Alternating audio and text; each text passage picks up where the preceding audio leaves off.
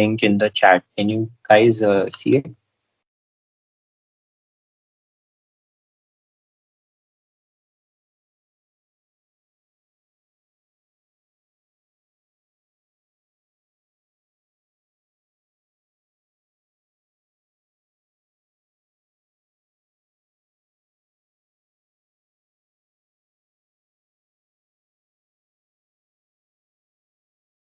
Uh, it's okay if it gets wrong, no problem. Just try.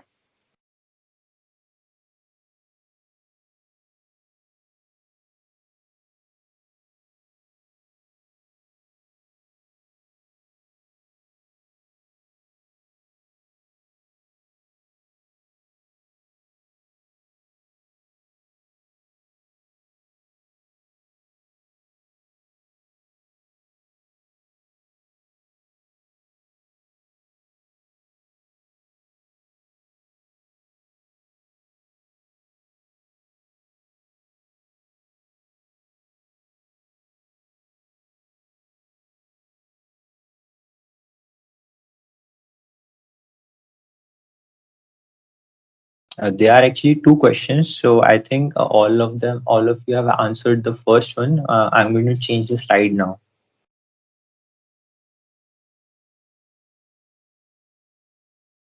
Oh,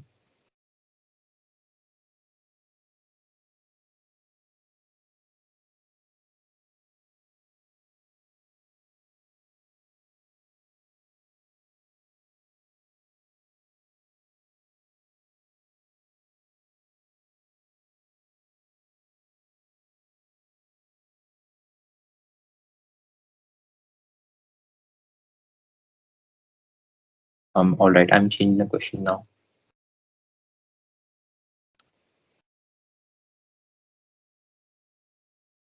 Try again.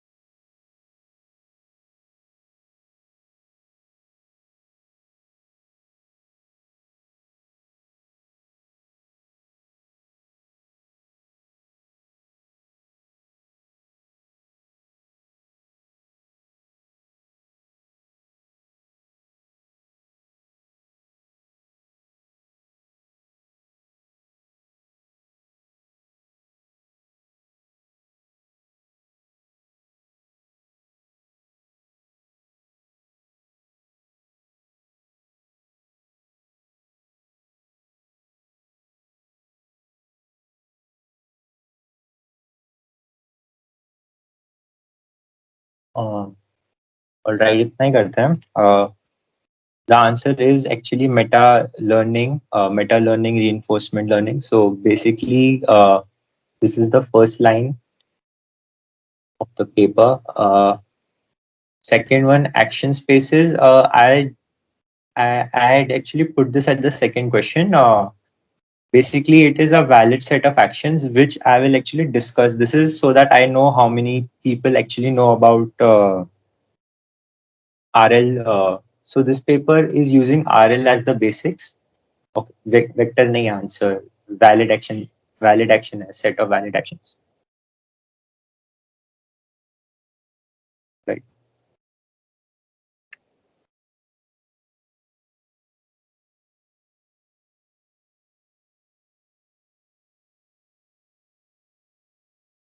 Paper we are going to discuss today is titled Evolving Reinforcement Learning Algorithms. Okay, so it's a good paper written by Google research team, and it got accepted very recently. It was written very recently and got accepted in the ICLR 2021 Conference of Learning Representations. Okay, uh, I'm Aryan Rajoria. Okay, third year student, and my fields of interest, you can see auto ML, meta learning, and reinforcement learning. So auto ML and meta learning are almost similar things.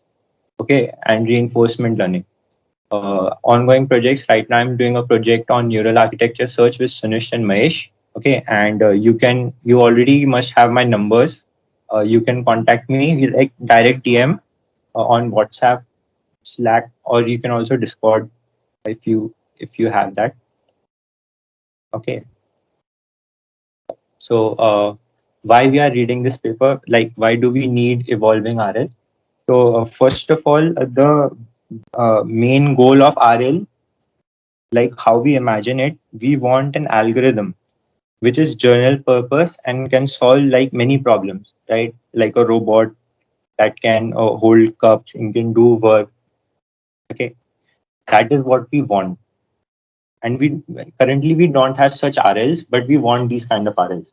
Okay, and secondly, creating new algorithms, it requires a lot of manual effort. What this basically means is that when we are designing RL algorithms, we need an expert to like tune and validate it, and we have to do it for a long time. Only then we can get a working RL algorithm. AutoML has great success in automating design components. What this basically means is when we are using AutoML, so what it does is it tunes the parameters. Okay, this kind of things is very much helpful in RL since it requires a lot of tuning and validation. AutoML helps us in that. Okay, and exactly that we will see in this paper, like how we are doing it. Okay. So this wordy thing, they represent the loss function, which is used to optimize an agent's parameters over its experience as computational graph and use regularized evolution to evolve a population of computational graphs over a set of simple training environments. This basically means that they are trying multiple algorithms, okay, and then they are testing it. They are taking multiple algorithms, they are testing it and seeing which algorithms are good. If we find a good algorithm, we will save it. Then we will mutate that algorithm, like saved algorithm. We will make some changes in that algorithm, small changes. Like if there is R plus G, so we will do R into G or something like the small changes. And then we will test it again. If it becomes better, then we will save it. Otherwise, we will discard it.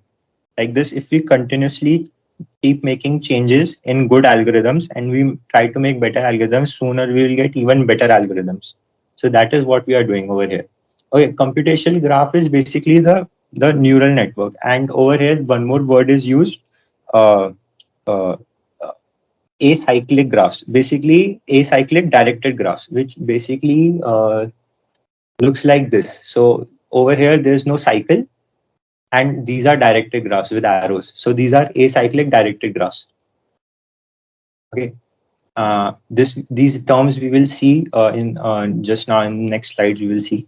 Okay. Okay. So basic terms. Uh,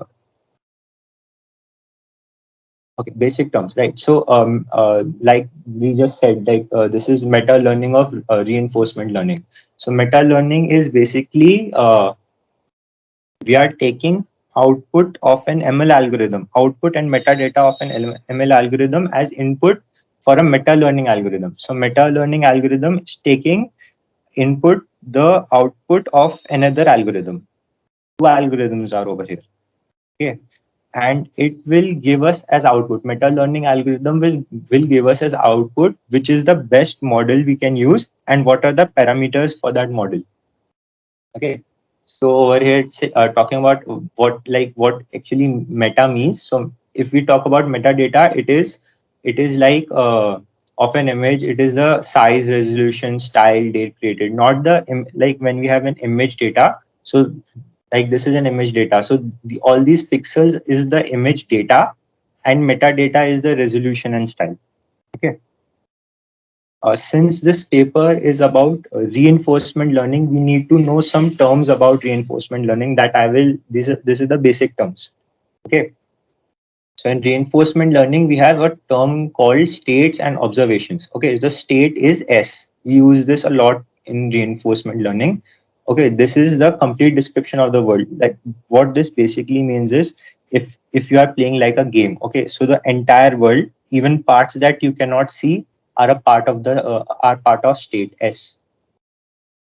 Hidden states, hidden parts of the game are also part of state S. Okay, and observe. An observation is partial description. This basically means the part of the world that you can see if you are like playing a game. Okay. Again, if we're talking about game, action spaces are all the movements you can do. Like if you are playing some game like a shooter game, so you can move forward, backward, left, right, and you can shoot. So a left click and right click. Okay, so these are a part of action spaces.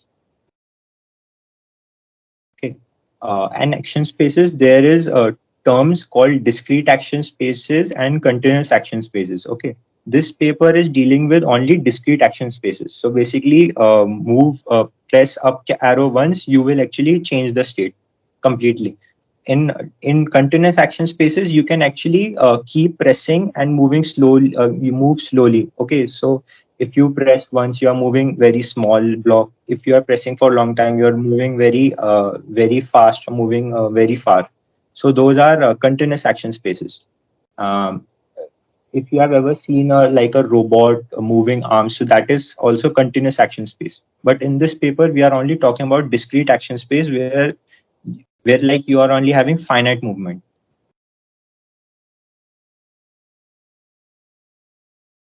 Okay. uh, Next, we'll talk about policies. Okay, so policy is basically the brains of the AI. What it this is policy over here. What it does is, if we give it theta parameters and give it the state, it will give us the action t, which like what action we should take. Like it can be estimate, it can give exact value also. So policies also have multiple different types. In this we are using very simple policy. It will just give us an action. We'll give it theta. We'll just give it theta, it will give us action. So in this paper we are using a simple reinforcement learning. Okay, rewards and returns. So this is a bit complicated term. Over here we can see reward. Oh, this one is return. So reward is only like one episode t. Return is for so this tau means a set of actions. Okay, so RT, reward is only for one action, return is for multiple actions.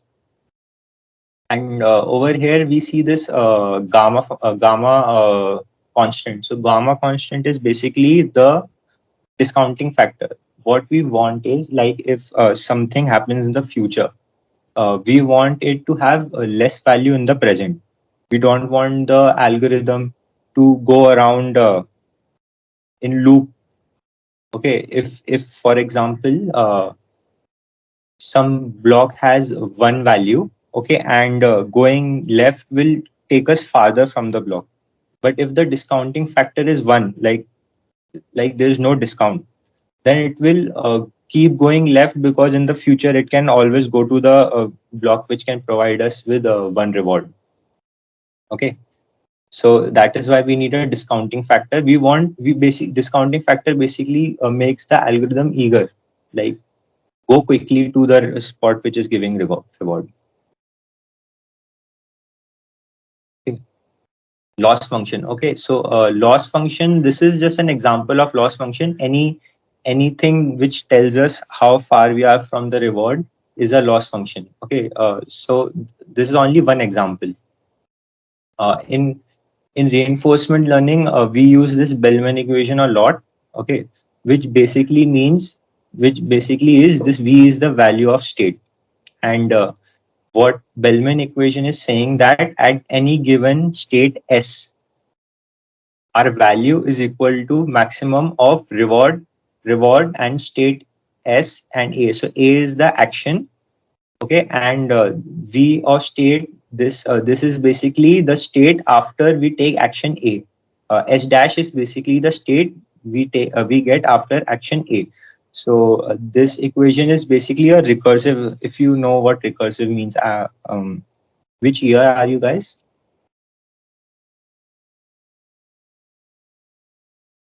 Hello.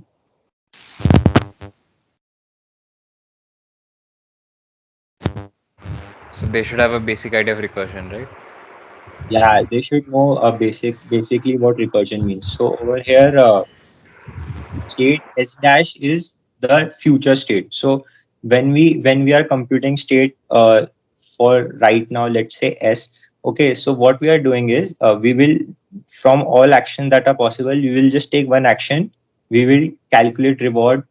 Okay, and then we will say that okay, we took this action. Next, we will go to S dash. From there, we will go to S dash dash. Then we will go to S triple dash, S quadruple dash, and let's say at 4 steps we can reach the reward. So we want it to reach, not take 5 or 6 steps. We want it to reach at the fourth step, if fourth step is the minimum amount of steps. That's why we are using gamma over here. If it can reach in 4 steps, but instead it is taking 5 steps. So what will happen is this gamma will tell, okay, so on fifth step it will be zero, let's say gamma value is 0.9. So in the fifth step it will be 0.9 raised to power 5, but in the fourth step it will be 0.9 raised to power 4. So 0.9 raised to power 4 is greater than 0.9 raised to power 5, so it will try to do this in uh, fourth step itself. Okay, if somebody has any doubt in Bellman equation or any of these, I have some notes I can share with you later. Okay, there are there any problems till now?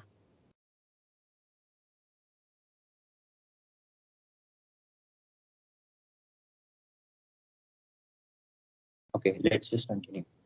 uh, so we talked about just now we talked about we are searching over a space of computation graphs. Okay, and then we are using evolution to evolve them. So how do we make these computation graphs? So we are going to see them right now. So computation graph is basically having 4 components: input, operator, parameter, output. Okay, so in inputs, these inputs are basically our constants. You can see st dash over here. St dash is the state. S is basically the state just we talked about just now, and A is the action. Gamma are constants, and RT is the reward that we are expecting at time t. Okay, operators are these blocks over here. Okay, over here, if you see, these can also be weights of a neural network. Okay, and this particular graph is giving us this DQN. So DQN is a very famous network, Deep Q network. Basically, very famous, given by Google research only. Uh,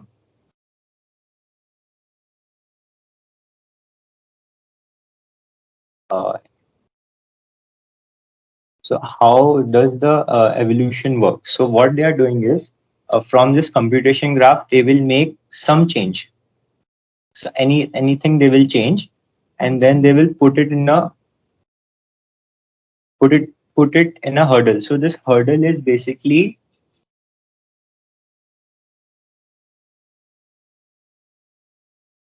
is a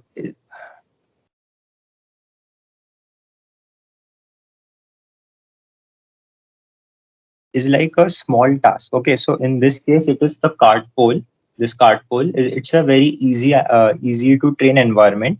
Okay, if our algorithm, which we have just muted, can't even solve this, then it is a useless algorithm, and we will just discard it. Okay, if it passes this, then we will actually do a training, and in this training is bit more computationally intensive than the hurdle task is very simple, only it has to balance this pole. Okay, if it can't even do this, then the algorithm is not very good. But if it can, then we will do a training, and then we will actually test what capabilities that algorithm has.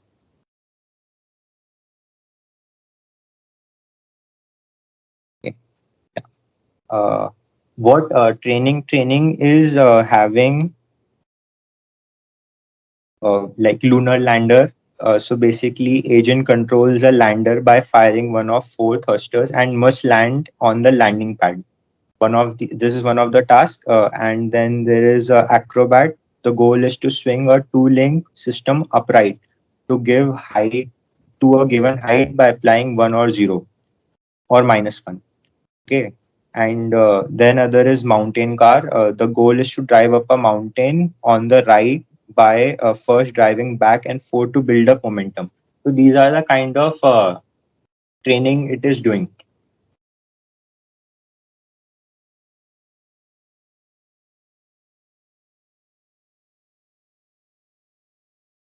Okay.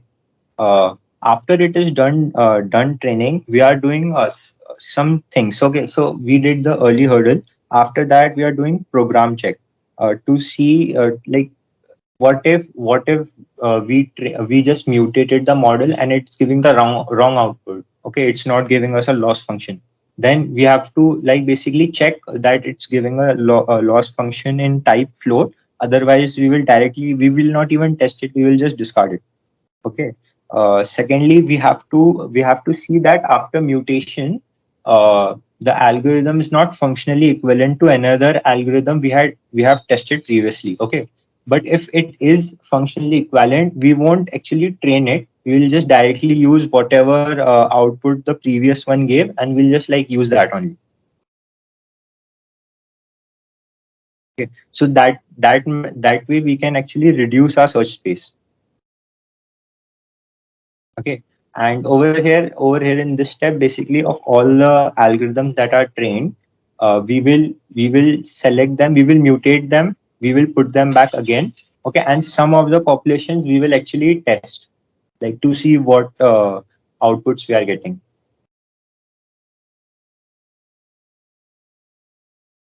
Okay. So what are the results? Okay. Uh, in this paper they actually created a temporal difference, so when they started from scratch, they actually recreated the temporal difference algorithm, uh, like which is a big achievement. And when they bootstrapped from this algorithm, the LDQN, this when they bootstrapped from this algorithm, they were able to get two very good algorithms, which they have called the DQN reg and the DQN clip. Okay, so the formulas for these two is this. Okay, so the DQN reg is equal to zero point 0.1 into Q function ht at plus delta square. So delta is this qt minus yt, and yt is actually this.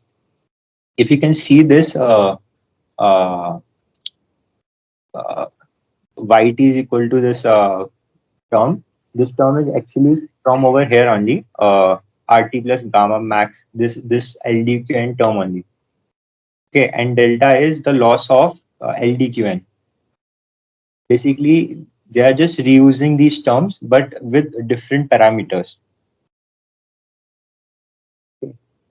We'll see some of the examples. So if you can see over here, the cartpole, in the cartpole example, you can already see that the reg is actually doing very much better. So reg is actually regularized. It's actually doing very much better than all the other these previous models, and clipped also, but DQN and double DQN, it's doing better than both of these. These two are algorithms which were defined previously, state of the art algorithms. Okay, over here also you can see that it is actually muted from DQN, and it is performing better than what was created by hand.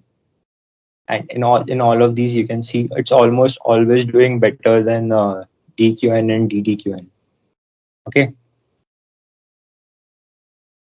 Uh, these are also state of the art PPO, and they are comparing it with DQ and Reg, and you can see all the scores in DQ and Reg. It's getting higher scores, right?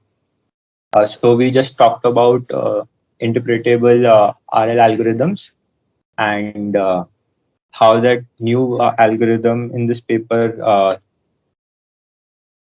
like how it was made, what were its terms. Okay. So any questions? Yeah.